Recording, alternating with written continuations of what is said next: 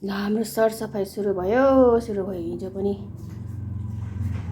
बाहिर सरसफाइ गरेँ। हिजो पनि बाहिर सफा गर्दा हालत मेरो यस्तो भएछ। अब आज पनि यहाँभित्र एक साइडमा मात्रै सफा गर्नु छ है त।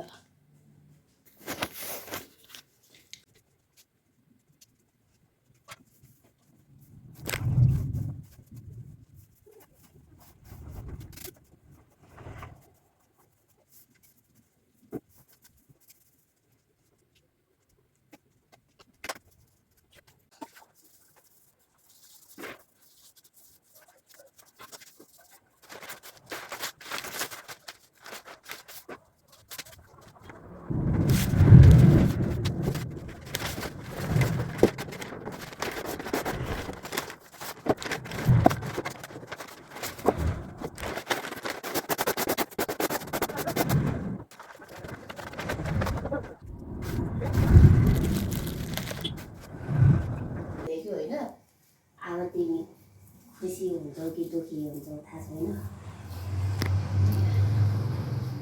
अब मैले गर्दा म यहाँ भएछु चारपट्टि चाहिँ गर्नुपर्छ राम्रो चारपट्टि मुख यो भयो अम्दिको लागि उयो गर्नु रहेछ है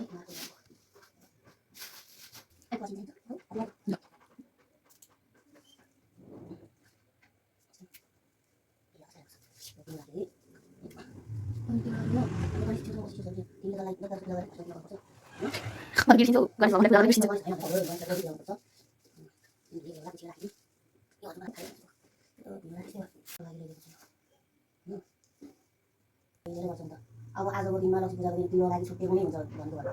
यस्तो फुलहरू अर्को दामी दामी फुलहरूले सजाएर राख्छ।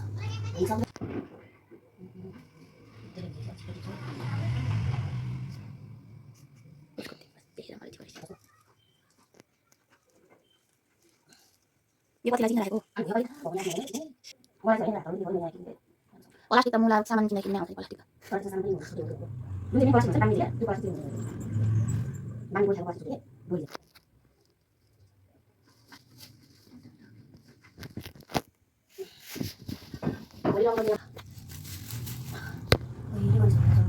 यो पूजाले त आफै थाकिसक्यो त्यो पूजा गर्छ।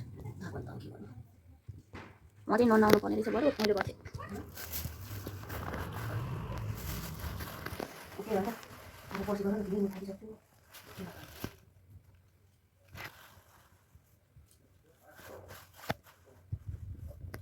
भगवान् यति नै हो के हो आज लक्ष्मी पुगेर गणेश मात्रै पूजा गर्ने के अनि पर्सि पनि त्यही त हो नि। पर्सि पनि त्यही नै आज बस्दै तर आज चाहिँ आजबाट गर्नु अलिक राम्रो के तिनवटा मात्रै भगवान् देख्यो तिनवटा मात्रै भगवान्ले गर्यो।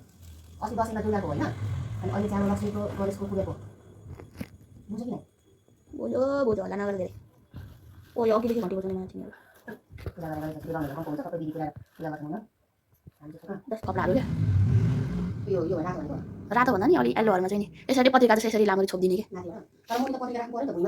त्यही त तल भुइँमा भनेको मैले यो पत्रिका त कस्तो देखेँ क्या पहिलो कपडाहरू पाउँदैन टुक्राहरू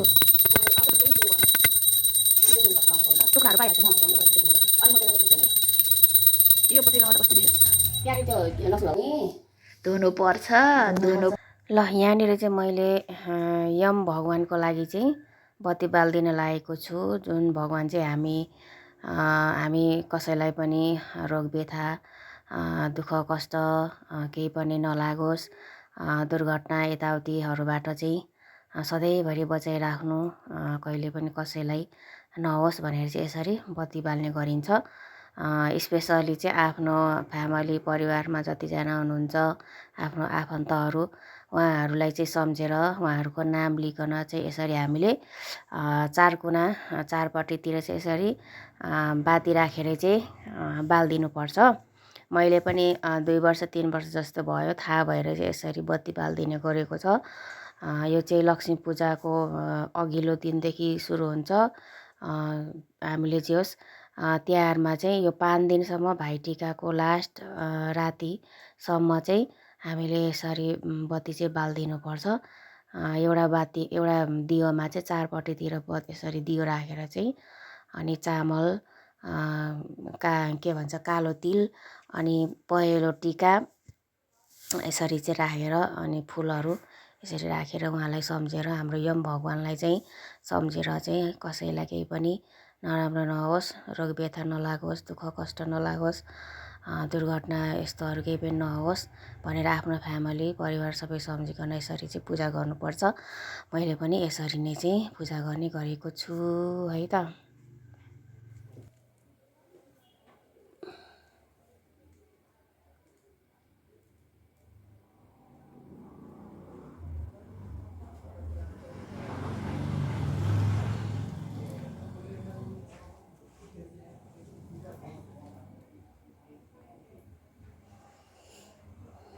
ल हाम्रो चाहिँ आजको के भन्छ धनतेरसको पूजा चाहिँ सकियो।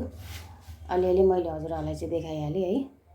धनतेरसको चाहिँ पूजा सकियो। अब हजुरहरूलाई चाहिँ म लक्ष्मी पूजा एकैपल्ट लक्ष्मी पूजाको दिन चाहिँ देखाउँछु अलिअलि भिडियोहरू बनाएर।